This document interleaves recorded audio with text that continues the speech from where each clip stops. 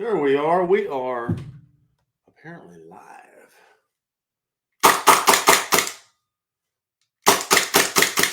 Interesting. All right, folks. Hey, good morning. Wow, 18 people on this fast. Hey. Tiny Doug, Steve. Good morning, everyone. My name is Mike Seeklander. We are live. It appears like we have about 25 people on. Hey, IDPA is in the house. Good morning. Claudia, how are you? Hanua Manula from Finland, man.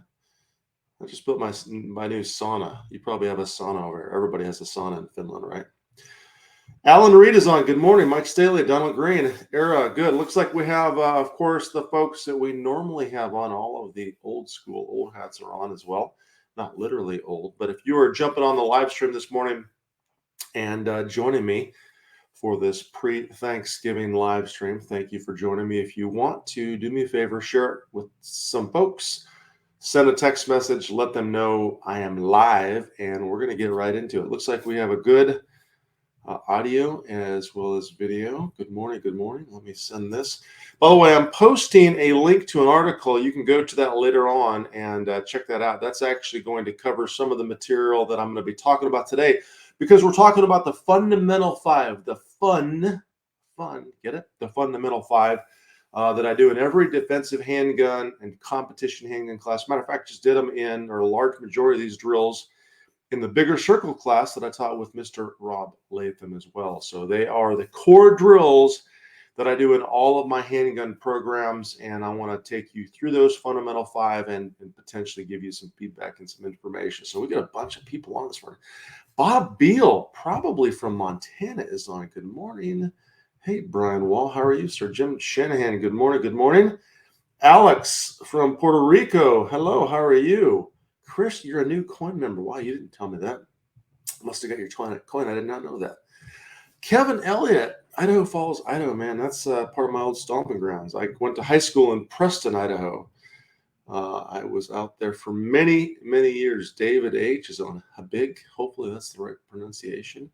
Donald Green, good morning, sir. Wow, Alan is on with us. Outstanding. Hey, man, David from Bryant, Texas. How are you? St. Louis, Mr. Don. So, all right, hey, outstanding. It's nice to have you all on. So I know some of you are going to click the like button, share button. By the way, when you click like, we figured out recently that you don't always have to just share the live stream, but if you click that like, or you see something I talk about and you say like to it, or click that little heart, I guess, or the thumbs up, then Facebook says, hey, apparently these people like this thing, so I'm going to show them more of this thing, or more people this thing, and they do that. So let's talk about, we're going to cover the fundamental five today in the live stream. And by the way, good morning for those of you that are just jumping on. And of course, everything starts with safety. So if you're going to do the stuff with me this morning, and by the way, I'm going to be using a COOLfire trainer in the drills today. Make sure you have an unloaded and clear firearm. So if you have your carry gun or your competition gun, make sure it's unloaded and clear right now. Check your magazines. Make sure they are unloaded. You have no live ammunition. You're not going to put a new hole in a wall somewhere, right, the day before Thanksgiving. By the way, if you are going to dry fire some of these drills, and you can dry fire them without the aid of a COOLfire trainer, please make sure you have a safe dry fire backstop. So I wouldn't want to dry fire toward my son's bedroom, which is right over in that direction. So please make sure you have a safe dry fire backstop. All safety rules apply. As always, if you're not willing to comply by the safety rules, you got to go watch another live stream, and I would hate for you to miss this live stream. If you're watching maybe some of this later on YouTube, we will post some of this on YouTube as well as Instagram. Thank you. And by the way, if you are on the Instagram, give me a follow. My code name is Mike Seeklander. I don't go by something fancy or cool, just my name, pretty easy to find. So find me on Instagram, send me a message, and I'll give you a follow back. If you are on the LiveFire app, which, by the way, some of you have gotten a sneak peek of the LiveFire studio. I really wanted to do this live stream in the LiveFire studio this morning, but we couldn't quite make that work. You're going to see an incredible scene play out here the next few weeks. I'm really excited to show you that. So this is the gun I'm going to be using today. This is actually a Wilson Combat Modified Glock 19. You can see that beautiful slide, blue trigger. And if you notice the red barrel in there is because I have taken a COOLfire conversion kit and put it in the gun. So basically I took the barrel out of the Glock 19. I put a COOLfire barrel in it and a COOLfire recoil spring. I've got some compressed CO2. So now when I pull the trigger, I get, whoa, recoil. So this allows me to practice the fundamental 5 drills and go through the process of managing recoil and resetting the trigger, as well as seeing what this dot on the optic does for me. And by the way, this is a Delta Point Pro. This has the new 6-minute dot. I shot for many years with, I guess it's the 2.5-minute dot, and that's the gas up procedure for the COOLfire trainer. Okay, I shot for a lot of time, for a lot of years with the 2.5, and I like precise, but I also like the bigger dot. So my general rule in terms of optics is, bigger and brighter is better for most case scenarios or situations. That's not across the board, but for most cases. Okay, let's see who else we have on. Leon is on. Good morning, Leon. David from Bryant, Arkansas, not Texas. Make that distinction as well. Sarah Zajak, is that right? Sarah from Gunslinging Mamas in Florida. Good morning, Sarah. Bob Beal, thank you for posting that. Live fire. Michelle Camp from Utah. I love Utah. Good morning from Utah. Christy Chiodo, is that your pronunciation? Hopefully. Good morning, Christy. Incredible to have you on. Don Fitz is on. Good morning. David from, we already said that. David, good, of course. And I don't know if I said good morning to Kevin or not. Kevin E. from Idaho. All right. Hey, Mike Kelly. How are you? Good morning. Good morning. Vincio Flores from Massachusetts. Outstanding. All right. Do me a favor. I'm going to get going. We've done our safety brief. If you're just jumping on, my name is Mike Seeklander, and we're getting into the fundamental 5. Before I begin the fundamental 5 and I take a sip of my coffee, do me one last favor. Click share or click the like button if you're watching on the Facebook on your mobile app. Click like or love or whatever else. Please, no thumbs downs. We don't like thumbs downs. I'm drinking some fantastic coffee this morning, but it's black coffee because I'm doing a short fast because I know I'm going to eat my behind off tomorrow for Thanksgiving. So I'm trying to cut my calories a little bit today. All right, let's do this. Oh, by the way, I see Anders from Denmark. Good morning, Denmark. That's incredible. Outstanding. David asked a question. We'll answer that very, very briefly and get into the actual live stream.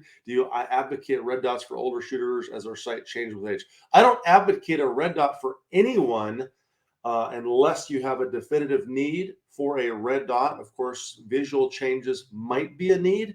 But to be honest with you, my vision is changing and will continue to change. And we can aim an iron-sighted or on a front and rear post-sighted handgun without having a distinct and hard visual focus on the front sight. So that's an answer that's actually a longer answer than I want to go into right now. But the quick answer is potentially yes. I do believe that red dots are a fantastic tool for those that have some visual issues. If you select the right red dot, if you plan on maintaining it properly, and if you'll put the time in training with the red dot. What I would not tell folks to do is go get a red dot on your handgun because your vision is not as clear as it was. No, it doesn't stop there, right? We have to do other things as well. So let's talk about this real quick. We're going to talk about the fundamental 5, and the fundamental 5 are 5 drills that I do in classes. And for you instructors, if you're watching this right now, get your notepads out, because I'm going to talk about what the purpose of those fundamental 5 drills is, and then I'm going to do a couple repetitions of the fundamental 5. Now, if you have a COOLfire trainer, go to COOLfiretrainer.com. I think /Seeklander actually has a discount page if they still have that up there. If not, they should. COOLfire, shame on you. And you can do the fundamental 5 with the COOLfire trainer because the COOLfire trainer allows you to pull the trigger, right, and get recoil. So I could fire a 5-shot drill or whatever else, and I could simply gas the gun back up with compressed CO2. Now, in terms of the fundamental 5, there are a total of 5 drills. Makes sense, right? Fundamental 5. The first drill is the only drill in the fundamental 5 that time is not relevant, meaning you can fire the first drill in the fundamental 5 as slow as you want, and it is the 5-shot group drill. So every single training session, I recommend you start with a 5-shot group drill or a similar drill. So imagine when you're training, if you go to do whatever, maybe you're doing drill 3 of the fundamental 5, which is the 5-shot pace drill to the body. And every time you fire those 5 shots, you have 2 or 3 that are out low or low left. And you are not certain if it's you or the gun. Well, the first drill in the fundamental 5, the 5-shot group drill, will solve that problem, right? Because the first drill is a grouping drill, and you can do it multiple ways, but typically for me, I will have students line up at either 7 or 10 yards, depending on their skill level, and I will have them fire a 5-shot group as accurately as they possibly can. Now, instructors, what I'm looking for in that 5-shot group drill is hand and grip position on the handgun. So does the student have proper hand placement on the handgun? When they fire the gun, does the gun flip a lot? So do they have proper placement, and not just proper placement, but proper pressure on the gun? When I say proper pressure, if I watch the student shoot and the gun is flipping out of their hands, or the hands are flipping apart, that becomes an issue. Now, full disclosure, in terms of the 5-shot group drill, because it's not time relevant, I know it's possible they may not have turned on their recoil control cycle. So the gun may flip a little bit more, but it allows me to see a lot of things. But most importantly, it allows me to watch my student when they fire the shot, and do they have the ability to fire the gun without moving the gun. So as they're pulling the trigger, are they moving the gun before it goes off, or do they have the ability to stabilize the gun, go to the wall of the trigger, we call that prepping the trigger, and then press the trigger ever so slowly until the gun finally goes off. And the 5-shot group drill will show you that. When you're doing the 5-shot group drill, here are the tenets of that drill. Simply get to a distance that's appropriate for you. It might be 7 yards, it might be 10 yards. Would it be wrong to do it at 15 yards? No, certainly would not be wrong. And then you're going to fire 5 shots as accurately as you possibly can. Fire that shot from the prep point of the trigger.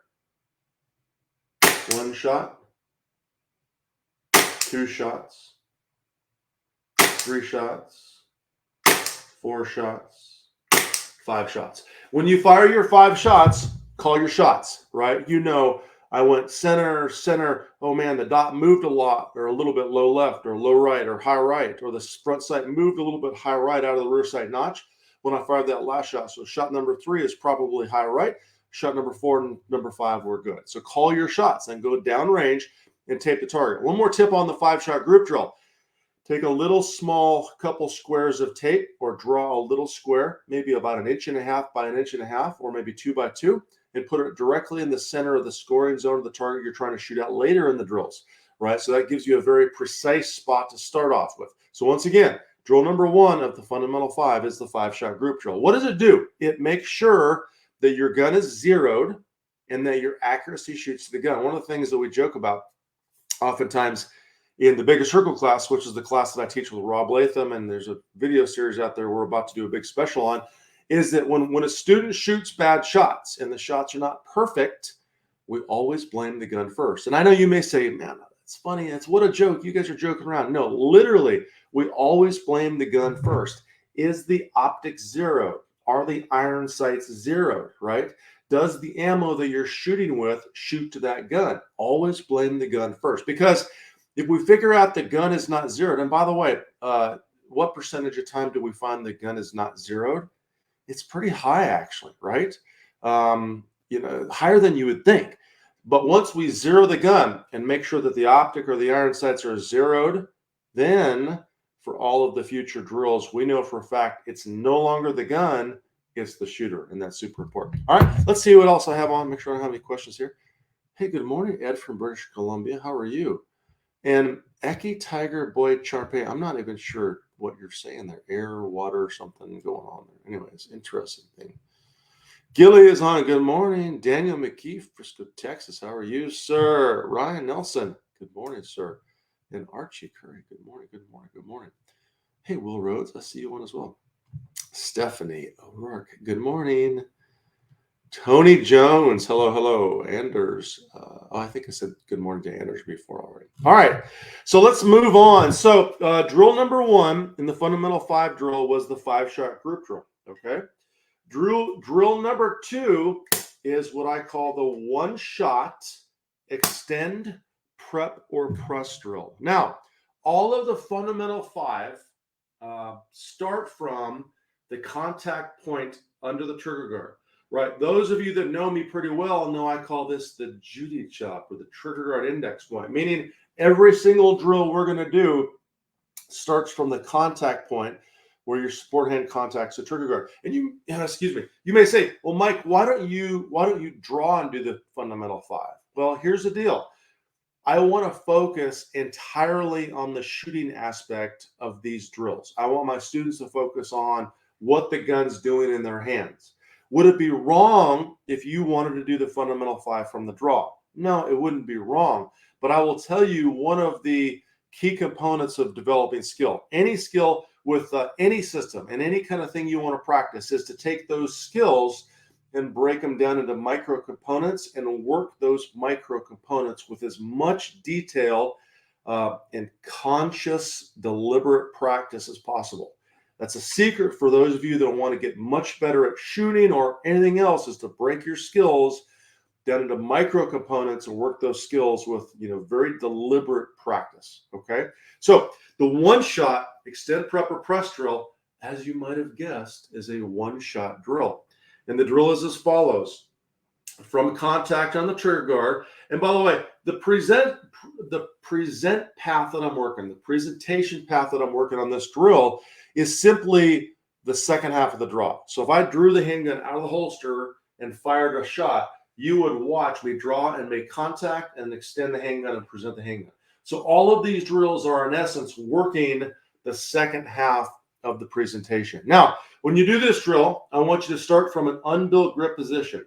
Notice how my hands are open and my grip is not built. I'm not starting from here. This is a built grip position.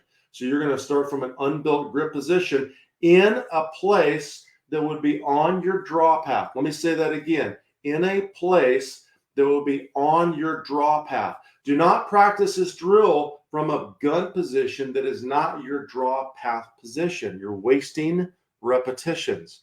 You're myelinating potentially a bad habit. So you want to practice this from a position that is on your draw path. The drill is as follows. You're going to extend the handgun. You're going to build a grip. When the gun stops on target, you're probably going to be prepping the trigger. Notice my trigger finger. I took the slack out of the trigger. And there's a rule for you to follow. Write this down. When the gun stops on target, prep the trigger. So the trigger should be prepped when the gun stops on target. The trigger should not be prepped before it gets into the target zone, before I start to point the gun at the target. There's no reason to prep the trigger sooner. And by the way, I'm not talking about the decision to make a shot and defensive context in terms of when. This is simply a shooting drill, okay? So build my grip, gun stops on target, prep that trigger. If the gun is stable and where I need it to be, I fire my shot. When I fire that shot, I watch the recoil cycle. So I'm watching how the gun recoils and returns. I'm trying to minimize how much it moves up and maximize how fast it returns to the same spot. Ultimately, if my dot settled on a specific spot and I fire, the dot should return to the exact same spot, okay? So once again, the one-shot extend, prep, and press drill. Extend the handgun, build my grip, fire my shot. Of course, because it's a one-shot drill, I only fire one shot, but watch what I do on my trigger finger, with my trigger finger, when I fire the shot. I reset the trigger. So I'm practicing resetting the trigger. I'm not practicing a bad habit of holding the trigger to the rear and pinning it, and then slowly resetting the click. There's only one reason to do that if you do that. There's one reason to do that, and that's to be slow. So if you don't want to be slow, don't do that, okay? Let's see what I have here, by the way. David says he has to have his wife and daughters verify his 0. I'm fine with that. Oh, Christy, the COOLfire trainer is not available for your P2P F3.5. I'm sorry to hear that. Reach out to them. They're typically ramping up their production and making COOLfire trainers for almost every model out there. So reach out to them. The more requests they have, the more they tend to make them. Okay. JD, you're welcome, sir. Good morning. Good morning. And chunking, that's right. Chunking is exactly the term for looking at these small skills, or these skills and breaking them into smaller components. Okay. So we've done 2 drills, the 5-shot pace drill. I'm sorry. Slap yourself, Mike Seeklander. The 5-shot group drill, where we verified the 0 of the handgun. And number 2, the 1-shot extend prep or press drill. Instructors, what I'm looking for is a 1-shot on the 1-shot extend prep or press drill is the student's hands, or are the student's hands coming into contact and building the same grip every time? Do they look the same? Or are they changing the grip position every time they aim the handgun? The second thing I'm looking for is when the gun stops on target, is the trigger prep. Do they have the ability to present the handgun directly toward the target and prep the trigger? And do they have any inefficiencies in their presentation? Are they wasting any time in any direction that they shouldn't be? Are they stopping the gun on target? Have they understood the process of prepping the trigger? Is their presentation effective and straight to the target? And last but not least, when they fire that shot, are they resetting and prepping to that shot? So once again, watch the finger, or reset and prep.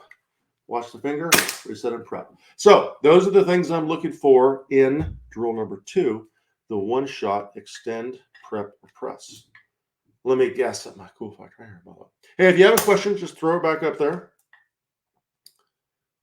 And Craig says Black Friday discount available for COOLfire going on. Nice. Okay, cool. They probably do have a Black Friday special going on, although everybody's had a Black Friday special going on since 18 weeks ago on Tuesday. I don't get that. That's one of my pet peeves, kind of. Anyway. Hey, by the way, we are going to do a special. I'm going to do a special membership special, as well as we're going to do a special on the Bigger Circle DVD, USB, digital content. So if you're interested in the material that Rob Latham and I did, it's probably the most detailed handgun training series out there. That'll be coming out soon. Check out your inbox or watch for that. Okay. And Jan, good morning from Lufkin, Texas. Outstanding. Hey, by the way, because Craig mentioned it, the COOLfire trainer, we do offer a discount code. If you go to AmericanWarriorShow.com, that's my podcast website, COOLfire trainer is listed, and there should be a COOLfire trainer discount code. If not, when you order, ask them, hey, can I get the Seeklander discount? They'll give you a discount on a COOLfire trainer. Tell them Mike Seeklander sent you. If millions of you order COOLfire trainers, they'll be really happy. Okay. Ruben says you're trying to Mike Seeklander fit style polos. They don't have your size. I'm sorry, Ruben. I'm really sorry to hear that, man. But I'm sure you'd make it look good no matter what size you can find out there. All right, so we have 70 live viewers, by the way. If you have a chance and you haven't shared, share it. We're going to go through the drill number 3 of the fundamental 5. This is called the 5-shot pace drill to the body.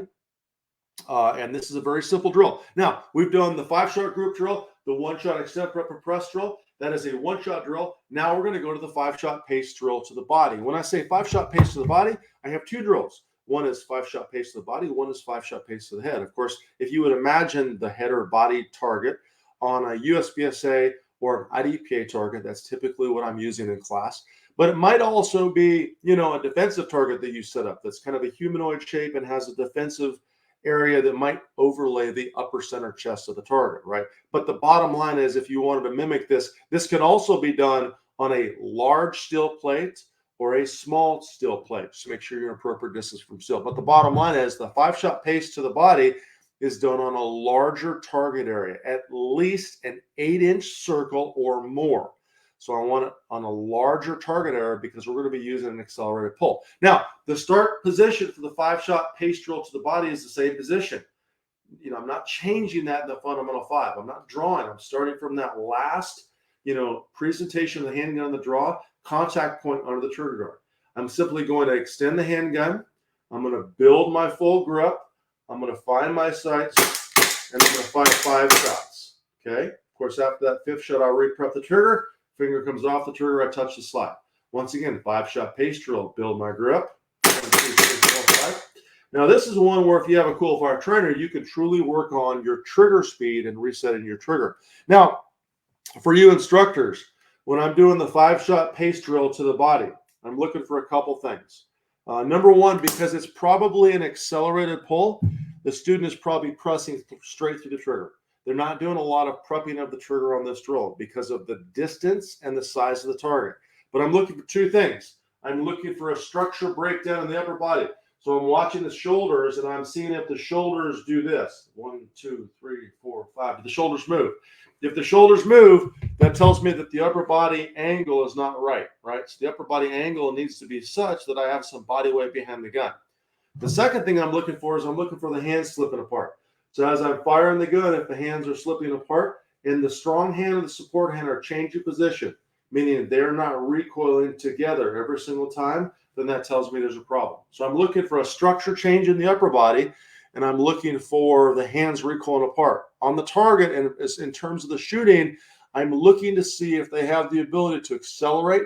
And an accelerated pull is this. Watch my trigger finger on the trigger. An accelerated pull is one where I literally accelerate straight through the trigger. A controlled pull is where I prep the trigger, take the slack out, continue to aim the handgun, and fire the shot, and then go back to the prep point. So there's a different trigger manipulation process.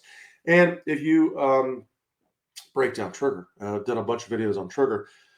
The importance there is when I prep the trigger, it's because there's additional aiming left to do on the handgun. Okay, so 5-shot pace drill to the body, and that was it. It's a 5-shot pace drill to the body, 5-shot drill to the body, accelerated pull, watch for structure changes and grip changes. Okay.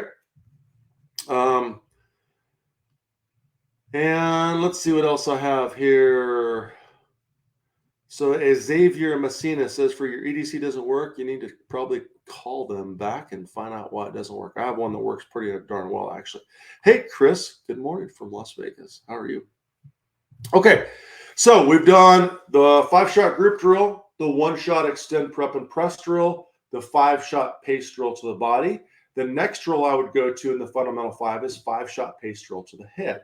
So now we have a smaller target. Now, if you don't have a headshot on your target, or you're using steel, or maybe just a small target in an indoor range, I want the target to be no bigger than about 3 or 4 inches in diameter.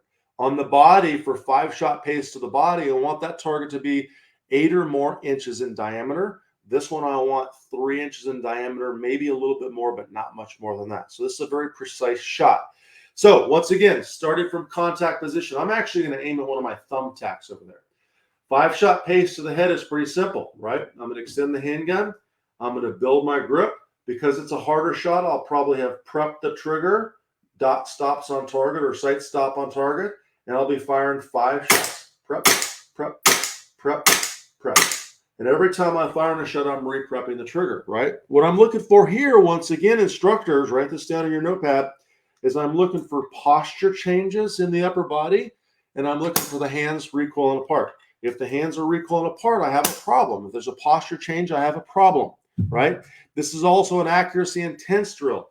So this shows me or tests my ability to see if the student is truly stabilizing the gun. Remember, to hit any given target, and those of you that have been in the bigger circle or any one of my classes, competition or defensive handgun, you know the answer to this. What do we have to do? Well, we have to stop the gun on target, right? We have to create and verify alignment, and we have to fire the gun without moving it. That's it. To hit any given target, that's what we have to do. So in this case, I'm stopping the gun on target. I'm creating alignment, enough alignment to hit that small spot on the head that I'm shooting at, and then I have to fire the gun every single time without moving the gun.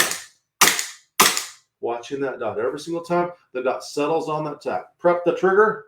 1 and 2 and 3 and 4 and 5. It's a 5-shot drill. By the way,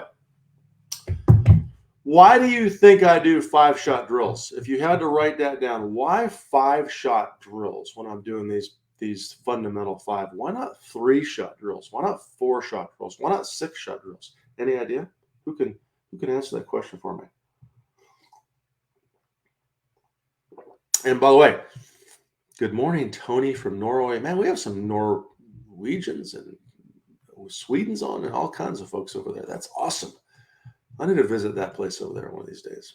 I'd love to. Why 5 shots? Why not 4 shots? Why not 6 shots? Any idea? Who can guess? Who knows? By the way, we have 90 likes or hearts, but we only have 67 live viewers. What is up with that? That's a weird deal. We had 140 or 150 a couple weeks ago. I'm going to wait and see if anybody knows the answer while I gas up for drill number 5 of the fundamental 5. By the way, I put a link to an article that has every one of these drills And Archie says has to do with the brain in the weighted. Oh man, I love in the weighted remembers. Maybe a crazy guess. Jan, five keeps you alive. That's kind of funny, actually. No, that's not entirely correct. I don't see any other answers right now. Well, I'm going to give it to you because I'm impatient. I don't like to wait. Wait, Donald agrees. Says adapt to some compactors. That's actually a good answer, Donald. Not entirely correct, but that's a good answer. So here's the reason I do 5 shots in most of these drills. I found that when I'm doing a 5-shot drill, I find the mistakes tend to present themselves. Once again, for you instructors, write this down. When I'm past 3 rounds. So a lot of times students will be able to pull the trigger 1 time and not have an issue. They'll pull the trigger twice maybe, but by the time they pull the trigger 3 times or more, then I start to see a movement of the hand and the trigger finger at the same time. I start to see a breakdown in the grip. I start to see a breakdown in the grip in terms of the hands recoiling apart, right, separating, and I start to see posture changes of the upper body. So the 5-shot sequence is to show me the mistakes that students are making, or in terms of you training by yourself, allow you to see the mistakes that you might possibly be making. And last but not least, and Donald kind of hit it, not entirely, and this makes sense, but I know that most of my students come to class wherever I'm traveling to, Massachusetts, California, or anywhere else, and they probably have 5 rounds in the gun at least, and more often than not, they have 10-round magazines, which means we can do 2 repetitions of a drill with 1 magazine. So that's why I do 5 rounds. Okay. So David asks, do you advocate the pull with the support hand push? No, I'm not doing a push-pull. And David, that's perfectly fine for your long question. I would strongly recommend you go to my YouTube page, maybe IDPAs, and you look for a live stream called Grip Trigger Sights. I've literally done it probably 50 times, and I talk about the detail of the grip. Also, the Wilson Combat YouTube page. We've done some free videos that are probably the best content I've ever done. Check those out. But to answer your question, no, I'm not pushing and pulling. I'm taking my hands and I'm pushing and pushing. So I'm gripping really hard with both hands and I'm counter rotating my hands. So I'm taking the palms on my hands and I'm trying to crush the back of the gun, right? So I've hooked with my fingers here, but I'm using that hooking motion to rotate and push the palm. And I'm also pushing with this palm as well. So when I say counter rotate, I'm rotating my hands together and I'm very neutral. If you look at my upper body position, I'm pushing out with both arms as far as I can. So it's a neutral position on the gun, and I'm gripping the gun with both hands very hard. So when I extend the handgun, literally, I grip the gun really hard right there. So at the full extension of handgun, and matter of fact, this fundamental 5 will allow you to work on this. I get to really work on that grip pressure and how the gun stops. So that's what I'm doing on the gun itself. Okay. All right, so let's do the last drill for the fundamental 5. Drill number 5 is what I call 3-2. And it's one of my favorite drills. And basically, now we worked the 5-shot group drill, the 1-shot extend prepper press. That's a grip building exercise. 5-shot pace to the body. It's a grip testing exercise. 5-shot pace to the head, an additional grip testing exercise with the addition of the controlled pull on the trigger. The last one is called 3-2, right? So it's a speed shifting exercise. So once again, I'm going to start with that contact point on the trigger guard. So you can imagine my little target out here. I have a small target and a large target. This is a 5-shot drill, and I'm going to go 3-2, 3 to the body, 2 to the head, or 3 to the head, 2 to the body. And if I do this drill properly, you're going to hear the difference in the pace. So this is 3 to the body, 2 to the head. Hear the difference in the pace? Now, after I do the first repetition, then I alternate and I switch start position. So now I'm going to start on the head. Listen to the pace. A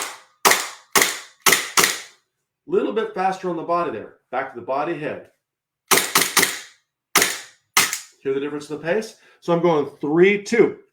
And this will show or help you train and practice your ability to speed up or slow down on the target. Can you fire fast shots for a really easy target and then slow down enough to hit the shots. Or if you're shooting something hard like the headshots, can you speed up on the body? And that's going to show that. By the way, my COOLfire trainer is actually cooling off. It's getting cool. The barrel is filled with compressed CO2 if you haven't seen these things. And eventually the barrel starts to get colder because as the CO is actually pushing the striker back a cycle inside. So, okay. All right, let me see what kind of questions I have here. David Rogers says push-pull is best used with the Weaver stance per Moss Ayub. Okay, David, right.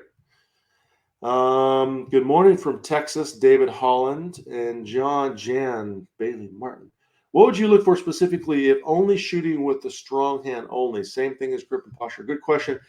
Jan, that's a little off of what we're doing today. However, I will answer your question 100%. So, Jan, if I'm looking for a two-handed position where I'm looking for both a proper building of the grip and maintenance of the grip pressure, if I switch to a one-handed shooting position, by the way, I did a one-handed live stream not long ago, so you can look on my Instagram page for tips there on YouTube. So we did a lot of times we put that stuff out after the live stream. So the one-handed position, when I'm doing a good one-handed position, what I advocate is getting the arm behind the gun and the body behind the arm, whether it's from a slightly canted position or up and down. But you are exactly right. I would look for a motion of the gun as the student is firing the gun. Are they gripping and pulling the trigger, or did they learn how to grip first and then pull the trigger? And I would look for posture changes in the person. So is the gun recoiling more than it should, out of control? And is it pushing the posture back, or is the body position about the same? So yes, I would absolutely look for similar fundamental things from the student in terms of a one-handed position that I would look for a two-handed position. And by the way, for those watching, you can 100% do the fundamental 5 with one or two hands. The standard fundamental 5 drills are two-handed drills. But if you want to do the fundamental 5 with strong hand only one day, go through the fundamental 5 for a couple practice sessions, and the next week you do the fundamental 5 with support hand only, 100% you could do that. And one more tip for you, in terms of shooting with one hand, I can't tell you how important it is, number one, to grip with these 3 supporting fingers, right? Grip and then pull versus grip and pull. You see the difference in the movement of the gun? That's a critical consideration, by the way. 8:10 in the morning. Good morning, folks. Looks like we have 105 likes. I don't know how many people share. I can't tell on my system how many people share. Okay. Hello, Ted from Mississippi. How are you? Claudia, what is my thought on the trigger finger, index finger on the front of the trigger? So here's the deal. For me to say this is wrong is a pretty strong statement. But for most of you, this is probably wrong. Even though Glock is funny, in their wisdom, puts this little curved thing with serrations on it that indicates or maybe tells a newer shooter, hey, put your finger up there. So what happens is, when I take my finger and put it up there, if I have the right hand size, I can still build the pressure on the back of the gun. I can still get the palm in the right place, right? But for a lot of folks, they take their grip from this position and they try to put their finger up there. And I want you to watch what the palm of my hand does. It slips forward. So now the palm of my hand is forward, and now I can't apply the same grip pressure on the back of the gun with the palm of my hand. In reality, when we talk about placement of pressure, we're talking about the placement of the hands, the pressure on the handgun. Where I put my hands is critical. It's very, very, very important. Where I put my hands, the placement allows me to put pressure on the grip as I want to, meaning the more pressure in the right place, the better recoil control I have. Now, there are some really good shooters. For example, Eric Rafael, multiple-time world champion that shoots from this position, and he has a very unique leverage on the handgun, meaning how he places pressure. Angus, but I'm going to tell you that if you looked at the top 500 shooters, 497 of them would have their hands like this. They would not do this. So for the average novice shooter, newer shooter, maybe you're probably not better off doing this. And a lot of times this finger will move the gun, right? Okay. Like I said, really carefully not to say it's entirely wrong, but it's probably not best for most students, which is why I don't teach that position. Okay. Archie says, why are my legs turning and dislikes. I have no idea what you're saying there, Archie. That makes zero sense to me. Thank you for joining me this morning, though. JD asked about dot size. So here's the deal. Bigger and brighter is typically better. So you'll probably find most of the competitors out there using a 6-minute A or more, and it's not constant. It's not the most important thing. But for me, a little bit bigger and brighter dot is better. But I will tell you, for example, this 6-minute dot on a headshot at 25 yards looks very big. So I might prefer a smaller dot turned up in intensity in that particular case. But a large majority of the shots we fire in competition, we're firing, closer than 25 yards, and that big bright dot is fast to find in most circumstances. Okay. All your likes are showing dislike. Oh, Archie, you said your likes are showing dislikes. That's not good. I don't know why that is. That's crazy. Ronald, I'm glad you watched, and I'm glad you've learned a couple things from this thing. Okay, folks. So we talked about a few things this morning. We talked about the fundamental 5. What I'll do is I'll open up for Q&A now.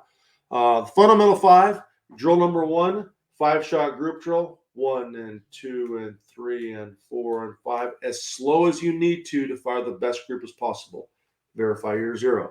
Drill number 2, extend prepper press. 1-shot extend prepper press is a grip building exercise where I'm firing that shot, rebuilding the grip. And by the way, when I'm shooting, I touch the trigger. When I'm not shooting, I touch the slide. When I'm shooting, I touch the trigger. When I'm not shooting, I touch the slide. So this is a good trigger finger position drill to do as well. Drill number 3 was the 5-shot pace to the body. 1, 2, 3, 4, 5. Probably an accelerated trigger pull. 5-shot pace to the body. Do the hands shift? Does the upper body position change? Right? Drill number 4 was the 5-shot pace drill to the head. 1 and 2 and 3 and 4 and 5. 5 shots. Do the hands recoil apart? Does the upper body position change? Does the student, if you're an instructor, have the ability to prep the trigger and manage the gun during recoil, as well as reset the trigger very, very quickly? Why do we prep the trigger? Well, we prep the trigger because there's more aiming to do.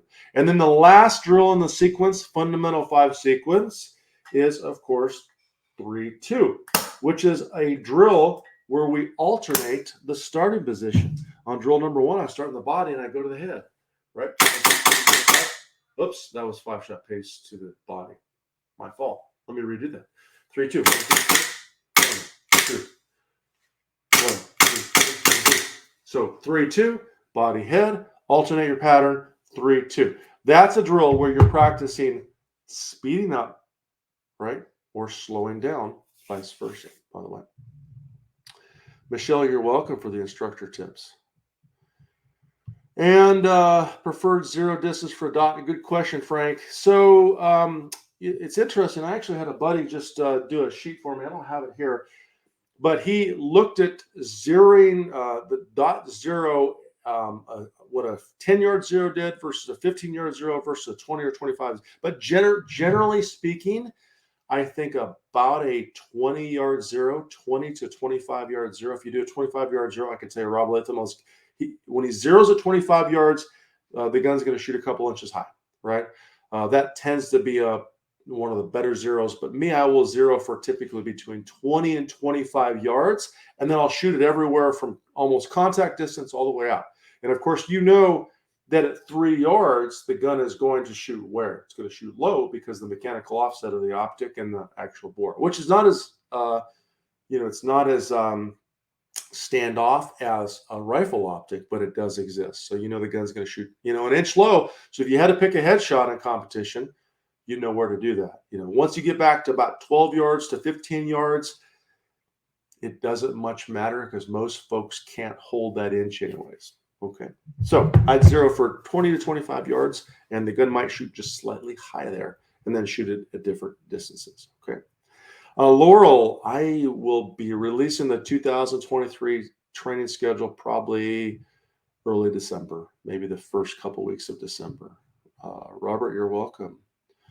All right, folks. I don't see any more questions. If you have any more questions, throw them up there, and I will answer them. Just to summarize what we did, by the way, cover the fundamental 5. If you go to the comments section, hopefully it showed up. If not, maybe IDPA can share that. I put it up there a couple of times.